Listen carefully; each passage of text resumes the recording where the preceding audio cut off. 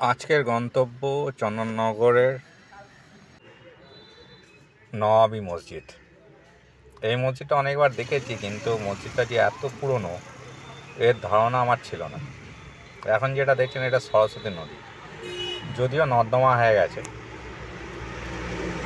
দিন দিন এটাকে ধ্বংস করা হচ্ছে মানুষের দ্বারা, প্রকৃতির থেকে মানুষের দ্বারাই ধ্বংস হচ্ছে। দেখুন কী আবর্জনা, জল তো কাদায় গলা জল হয়ে গেছে, পাঁক জল। এই সরস্বতী নদীর অবস্থা, কোথাও কোথাও এটা নর্দমা হয়ে গেছে। এটা চন্দননগর বাইপাসের ওপর দিয়ে ফ্লাইওভার আছে, রিভার ব্রিজ আছে, তার ওপর থেকে তোলা। রিভার ব্রিজ তো বলা ভুল। এই দেখুন, চন্দননগর তথা হুগলি ডিস্ট্রিক্টের সবথেকে বড় আমবাগান, যেটা ভদ্রেশ্বর থেকে ব্যান্ডেল অবধি বিস্তৃত, সেই আমবাগানটা কী হারে ধ্বংস হচ্ছে।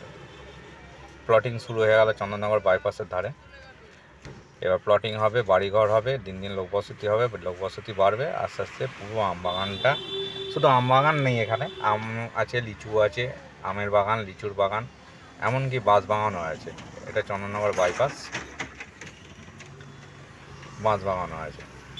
পুরো জিনিসটাকে ধ্বংস করা হচ্ছে। প্রশাসন উদার, আমি এ বিষয়ে আর কিছু বলতে চাই না, সবাই বুঝতে পারছে।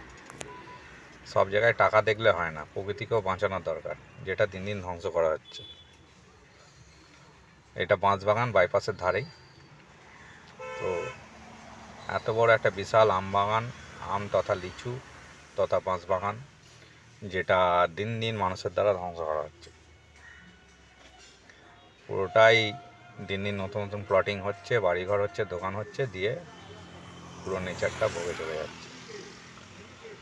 ঠিক চন্দননগর বিশেষ করে নষ্ট হলো এই বাইপাসটা হওয়ার পর। বাইপাস তো হলো খুব ভালো কথা, যোগাযোগের জন্য দরকার ছিল, কিন্তু প্রকৃতিকে তো বাঁচানোর দরকার, সেটা বিষয়ে প্রশাসন পুরোপুরি উদাসীন। তো প্রশাসনের কাছে রিকোয়েস্ট রইল যে এটাকে বাঁচান, প্রকৃতিকে বাঁচান। অনেক ফাঁকা জায়গা আছে, পুরোনো বাড়িঘর আছে, সেগুলো ভেঙে প্লটিং করুন, বড় বাড়ি করুন, একদম। অন্তত যেটা প্রকৃতির বাগান সেটাকে বাঁচান। এরপরে মেন গন্তব্য হচ্ছে নওয়াবী মসজিদ, যেটার জন্যই ভিডিওটা তৈরি করা। এই মসজিদটা অনেকদিন ধরেই চোখে পড়ে, কিন্তু মসজিদটা যে এত পুরনো জানা ছিল না। আমার দেখা বাংলার সবথেকে পুরনো মসজিদের মধ্যে, মানে হুগলি ডিস্ট্রিক্টের সবথেকে পুরনো মসজিদের মধ্যে প্রথম দেখলাম আদিসত্য নামে, যেটা পুরোপুরি টেরাকোটার কাজ। আর এই মসজিদটা টেরাকোটার কাজ নেই, ইটের গাঁথনি, কিন্তু মসজিদটা বিভৎস পুরনো, যেটা আমি ইন্টারনেট থেকে পেলাম, এবং ফলকেও লেখা রয়েছে 1600 সালে তৈরি। এখানে 3 জনকার কবর দেওয়া আছে। কাদের কবর এ বিষয়ে আমার কোনো জানা নেই। তথ্য যদি জানি অবশ্যই ভবিষ্যতে সেখানে আমি ডেসক্রিপশনে লিখে দেবো। এই হচ্ছে মসজিদের আর্কিটেকচার, 3টে গম্বুজ আকৃতি, ইটের গাঁথনি। আগে রংচং ছিল না, ইদানিং রংচং করা হয়েছে, টিনের সেট দেওয়া হয়েছে। স্ট্রাকচার দেখলেই বুঝতে পারবেন যে এটা কত পুরনো, কেন এখনকার নতুন মসজিদে এরকম স্টাইলের হয় না। নতুন মসজিদগুলো একটু অন্য স্টাইলে হয়। 1600 সালে তৈরি, সরস্বতী নদীর ধারেই অবস্থিত। মানে একেবারে এখন ধার নেই, সরস্বতী নদী তো অনেক সরে গেছে আর ছোটো হয়ে গেছে, তো সেই হিসেবে এখন সরস্বতী নদীর ধারে নেই, সরস্বতী নদী থেকে যথেষ্ট দূরেই আছে।